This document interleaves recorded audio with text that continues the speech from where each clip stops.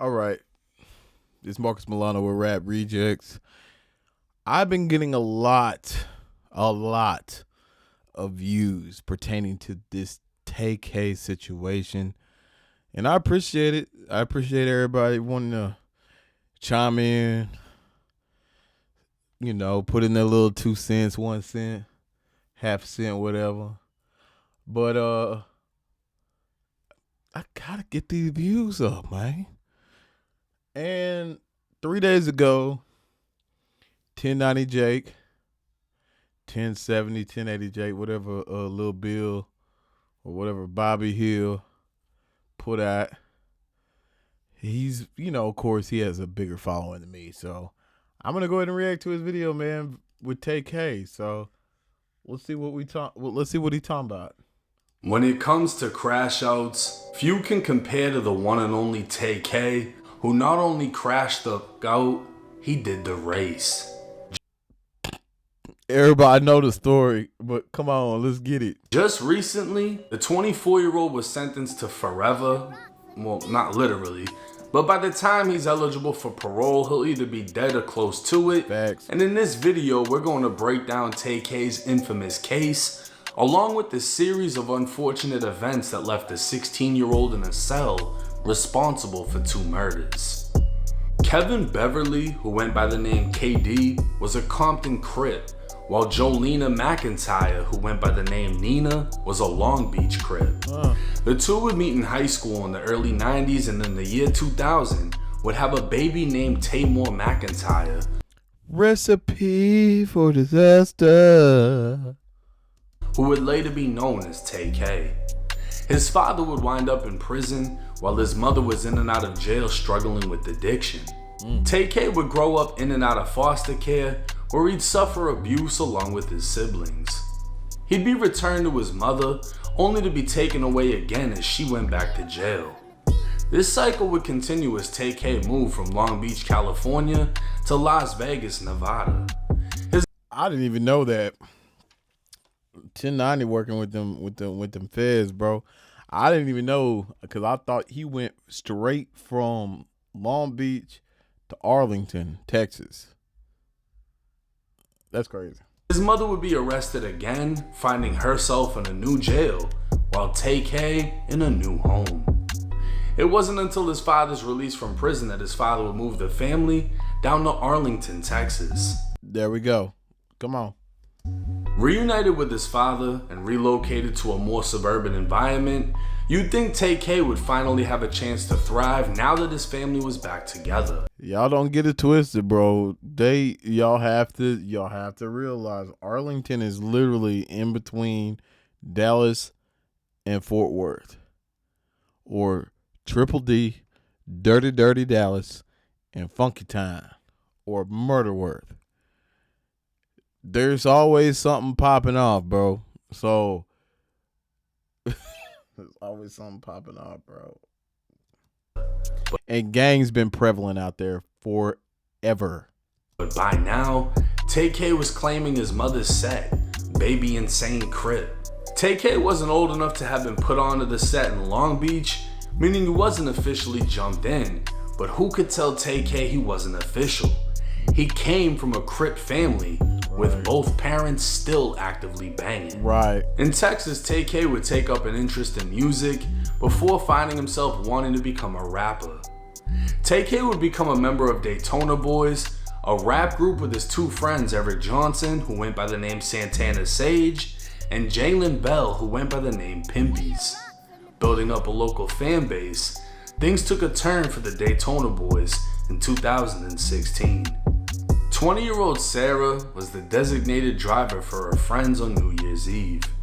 She attended the University of North Texas and was enrolled in the radio, television, and film program. Pulling up to a stoplight, another vehicle pulled up alongside hers. The other vehicle contained multiple males who began making derogatory comments to Sarah and the other females in her vehicle.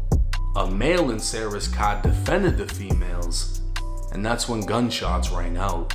Sarah was shot in the head, lost control of the vehicle, and hit another car before crashing into a pole. Whoa. I ain't gonna lie. 1090, 1080, 1070 Jakes. Bro, I'm from the country, bro. We say car, so just say car, bro. Don't say car. Tay-K, who was only 15 years old at the time, was later identified as being in the suspect vehicle. Of course. This would be the first murder he'd be connected to, but he'd never face charges. Of course. Instead, a 21-year-old Marine named Eric Johnson was taken into custody at his base and later arrested for killing Sarah. Hey, hold on. Let me bring that back. I don't know if y'all see that. That boy... I don't know if y'all know this. That boy wearing that suicide watch coat, bro. For killing Sarah. This was senseless and tragic. There are so many things Clay and Gloria Muchlechner could talk about right now. Couldn't go to sleep. All I could think about was her and this. I couldn't even imagine, bro. I have a child. You feel me? I have a child. And I honestly couldn't imagine, bro. Man. For the viewers that don't got kids yet, bro. For the viewers that do not have kids, bro. Once you have a kid, you'll feel this, bro. Like, y'all like, oh, whatever, blah, blah. Nah, bro. That stuff's serious, bro. They're supposed to be burying us. We're not supposed to be burying them. So, I don't know if I'm going to end up making an impact or resonating with somebody on this, but, bro, it's sad, bro. She was in college. She had her whole life ahead of her, bro. It's sad, bro. Carry on, though. Just horrible thing that happened to her. She did not deserve this. But they say Sarah would want them to smile. Hers was infectious. She's never met a stranger. She was always nice to people. She would talk with them. Just like her grandpa Bloss. And no matter what, think of what they had, not what they lost. We're all going to miss her. And some people don't get to have their kids 20 years, so we have to be blessed with what we've had. That still ain't it, bro. I get where you coming from, fam. Oh, man, that's sad, bro. All the way around sad, bro. They should live their full functional lives. They should be looking the way you looking right now, bro. They should be able to grow their gray hairs and live out their life before they cross to the other side, bro. Like, man, it's sad. With her time spent. Jurors found Eric Johnson guilty of shooting Sarah Muchlechner on New Year's Day back in 2016. The Denton County District Attorney confirmed on Twitter that Johnson will be eligible for parole based on the sentence after serving 22 years of the 44 I mentioned. Yeah, and he a lot better off. At least he'll be at before Tay-K ass, because Tay-K ain't never getting out. The jury could have sent him to prison for life. 6 months later, Tay-K would make a decision that would forever alter his life. 17-year-old Zachary Bello and 21-year-old Ethan Walker were roommates in Mansfield, Texas. If y'all don't know about the geographic locations of whatever they're talking about, Mansfield, Texas is outside. It's a suburb, like a real literal suburbs. I don't know. I've never heard about Mansfield having no real action. Does Mansfield have a hood? Correct me if I'm wrong, but I've never heard about it. That's the suburbs. It's the outskirts. Girlfriend believed the two were selling drugs and decided to plan a robbery on her own boyfriend. Word would get to 16-year-old Tay-K, who then recruited a team to get the job done. 3 girls went to the house, all aware of what was about to happen. As they spent time with the 2 roommates, they unlocked the doors to the house and the 4 robbers let themselves in. Over the next few minutes, Zach would be hit in the head with brass knuckles and shot in the shoulder, while Ethan was shot in the chest and left on the ground, gasping for air. Ethan would later die, and and Zach knew he was set up by the girls because when the robbers walked in, the girls just got up and walked out, not even acting scared or surprised. But nobody planned for a double shooting or for Ethan to die. Police would quickly identify everyone involved, with Tay-K being arrested at only 16 for participating in the home invasion robbery turned murder. Released on house arrest, Tay-K would cut off his ankle monitor and go on the run. A month later, 23-year-old Mark Saldivar was shot and killed in a Chick-fil-A parking lot. And that is the cameraman, ladies and gentlemen. Bro, I need to stop drinking. That's the cameraman. That's the cameraman. The cameraman, man. The one that he got that 80-year sentence for in Barry County and San Antonio.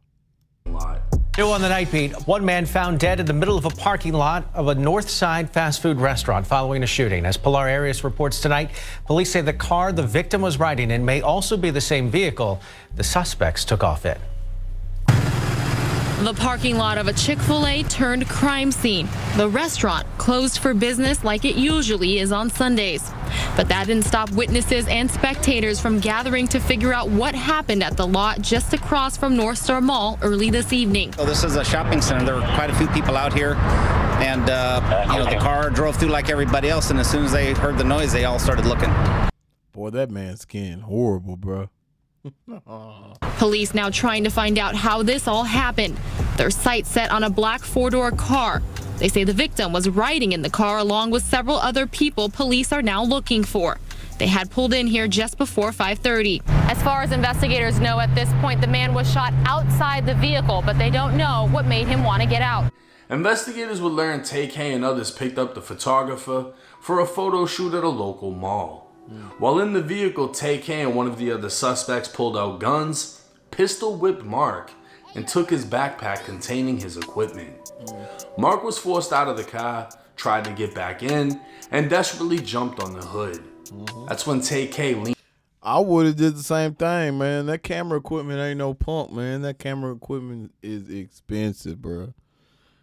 Just for a decent camera, like the one that I'm recording on right now, that is touchscreen, got webcam components. Like I had the option of plugging it into my Mac to doing professional photos, videos, all that. You're going to pay at least $1,000, bro. So I'm not trying to get robbed for that. But at the same time, yeah, bro. Is it worth your life, though? Leaned out of the window and shot him dead. Right. 2 months later, on June 30th, 2017, Tay-K would drop his infamous song, The Race, and that same day, he'd be captured by U.S. Marshals in New Jersey. Tay-K was now viral after he made it that far, and he made it on top 100 billboards, too, off that song. But he doesn't get to see any success from that. Did it go gold? I think it went platinum, but I think it went in between platinum or gold. I think it went platinum. After dropping a song describing killing and being on the run, and going as far as showing his own wanted poster.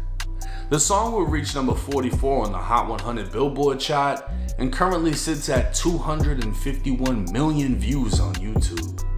But Tay-K would never get to perform his hit song or experience anything from it. Nope. He'd only hear about it through jail calls and jail visits. Yep. Tay-K would eventually be found guilty for his role in the home invasion murder of Ethan Walker. While he wasn't the shooter, the fact that he recruited the shooter would leave him with a 55-year prison sentence. And that was the first one. And then he got the 80. And people been talking about that they didn't stack them. BS. They stacked them, bro. The 55 and the 80, they stacked them. I don't care what they talking about. Talking about no, the 80-year charge outweighs that. I don't believe that. I think they stacked them. In other words, he got life in that thing.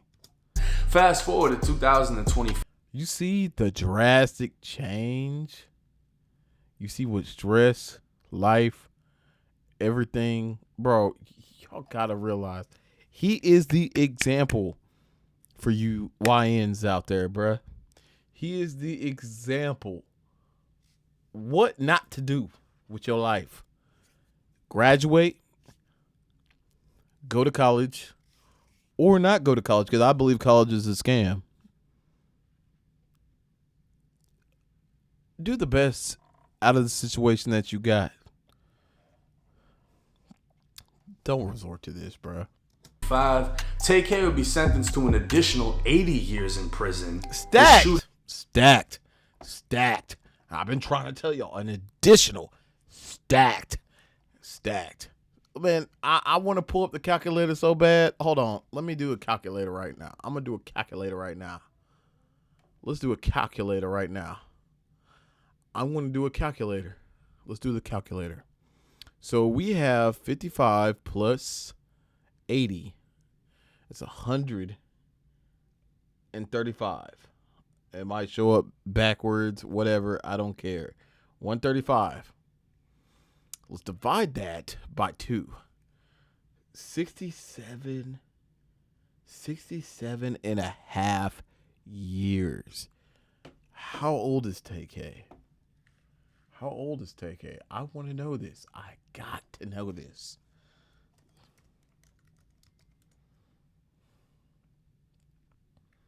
He was born in 2000, June of 2000.